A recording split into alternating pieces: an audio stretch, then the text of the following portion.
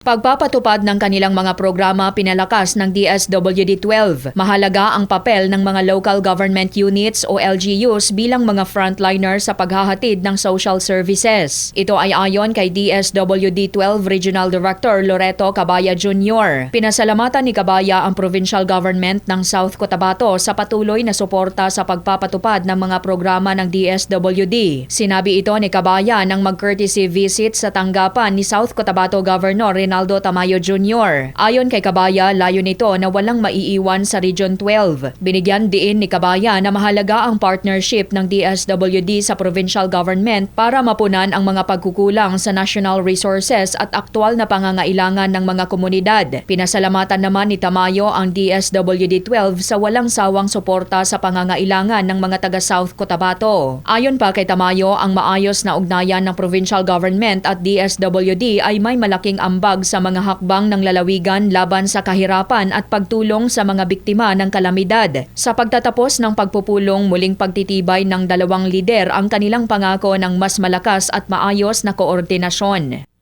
Kimberly Bandoy, NDBC, Bida Balita.